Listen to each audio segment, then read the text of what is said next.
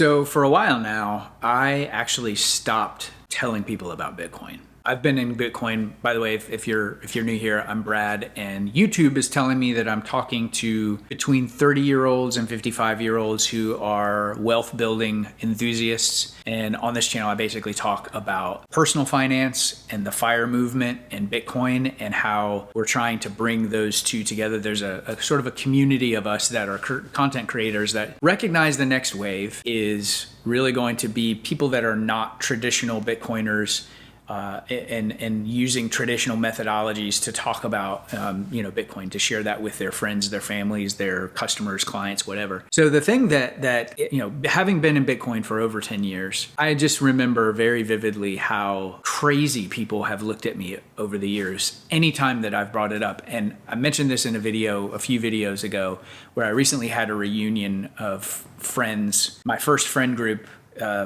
that I met when I moved to the Atlanta area about 30 years ago. And even though Bitcoin is much more mainstream, you hear about it almost on a daily basis in the mainstream financial news. But even when you bring it up socially, in a social setting, it's still super, super awkward. So I would say probably a year to 2 years ago, I really just got so sick of trying to talk to people about Bitcoin, because kind of the talking points in the Bitcoin communities, you got to go out and you got to orange pill people, and you got to tell them about Bitcoin. You got to do this, you got to do that. And I just found that every time I tried to do that, every time I tried to talk about, how awesome Bitcoin is, how it's such a better money, how all the Austrian economic talking points, it was just like people would just glaze over. And I was like, this doesn't work. This isn't effective. So what I did is I started to really just strike up conversations with people about inflation, because in my very experienced opinion, people don't care about the solution, which is Bitcoin, unless they really truly understand the problem and they're feeling the pain of that problem, which I would say just about everybody in the world right now is experiencing the pain of inflation. And so I think starting the conversation there is really the way to go. And so I no longer even bring Bitcoin up in conversation unless, and I've kind of learned how to gauge this, unless, people are at least willing to engage in a conversation about inflation. Now, obviously, even if they are, most of them understand, or they're seeing price inflation because that's what they're experiencing. And what I can do is sort of point them to the reason for that price inflation is this bigger issue, which is monetary inflation, which is this currency creation or currency debasement. And then just depending on how that part of the conversation goes, starting to talk about, how the middle class is being hollowed out right now because most of the middle class, and of course the poor, do not own assets. The reason that people in the upper middle class and the uber wealthy are, propping up 50% of the economy right now is because they benefit from the money printer. The value of their assets is going up. So they call that the K-shaped economy. So the people who own assets are getting wealthier. The people who are part of the middle class and the poor who don't own any assets and that are working for their wages are being debased, and they're being debased through, just the stagnation of those wages. Their wages are not rising concurrently with inflation.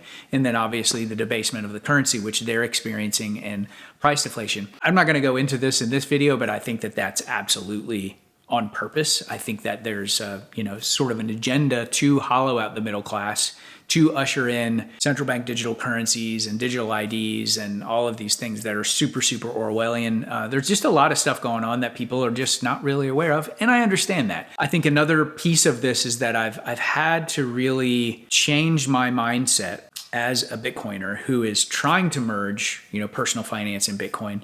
I've had to kind of put on more compassion. The tendency in the Bitcoin community, and I understand this, the tendency in the Bitcoin community is to become very insular and kind of look at people that don't understand Bitcoin as dumb or morons, or even people that have Bitcoin that have it in an ETF or on an exchange and not in self-custody, to really look down on those people as well. I agree with David Bailey, who's the chief marketing officer of Azteco, and I've talked about a presentation that he did last year in El Salvador at the Adopting Bitcoin conference that I attended. And he talked about the next 1 million Bitcoiners.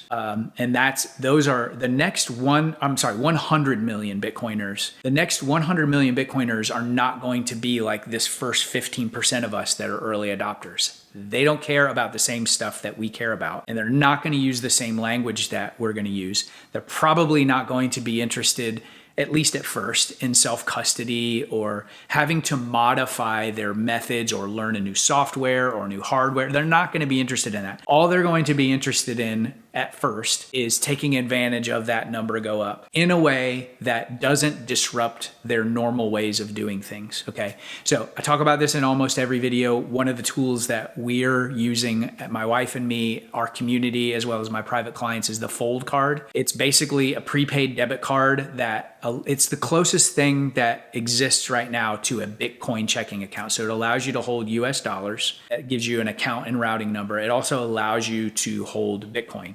There's also a bunch of ways that you can earn free Bitcoin as well. So that is a phenomenal on-ramp. And I think these kinds of tools are going to be the tools that really fuel the next, this early majority, which is this next 100 million users. They're the early majority into the space. Yeah, when it comes to talking about Bitcoin, I really don't talk about Bitcoin to people that I know. Now, I have friends that know that I've been into it for a while, and they'll ask me questions about it. And my temptation is always to go, down the rabbit hole and encourage, and I'll even have to catch myself. So this is not something that I'm doing perfectly, but I want to encourage the Bitcoin community to, hey, let's come up. Let's come down off our high horse a little bit and start talking to people and kind of meeting them where they are and just kind of softening things and making it less, making that barrier to entry like much lower, and recommending things like, hey, look, man, the Fold card is a great vehicle, the Gemini card as well. We use those two together. If you've got investment accounts, retirement accounts, like maybe getting into an ETF, maybe getting into like one of these covered call ETFs like BTCI, where you can not only experience the price increase, the price appreciation of Bitcoin, but also peel off some dividend income from that as well to either reinvest or, if you're a FIRE adherent, like you can start realizing income off of that immediately. I've shared in other videos that our first month in BTCI, we earned $890 worth of income. And I go into a lot of other details, and I will continue to share because this is an experiment that we're doing, right? I don't have all this stuff figured out. The Bitcoin community doesn't have all this stuff figured out. A lot of people in FIRE are really just not even thinking about Bitcoin or talking about Bitcoin right now because they still view it as this speculative asset. So I think there's a lot of work to do. And I think the kinder we can be, the more humble we can be, which I know is one of our core values. And the more we can just encourage some of these tools to make on-ramping people into Bitcoin in a way that's already integrated with what they're doing with their money every day.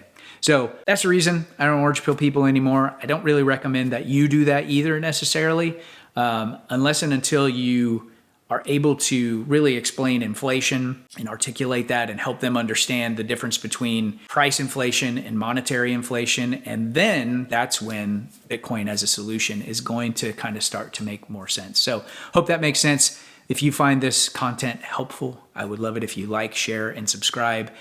Leave a comment below. What are your thoughts about this? Or where are you in this continuum? Are you still orange pilling people? Like, what's your experience with that? And I will see you in the next video.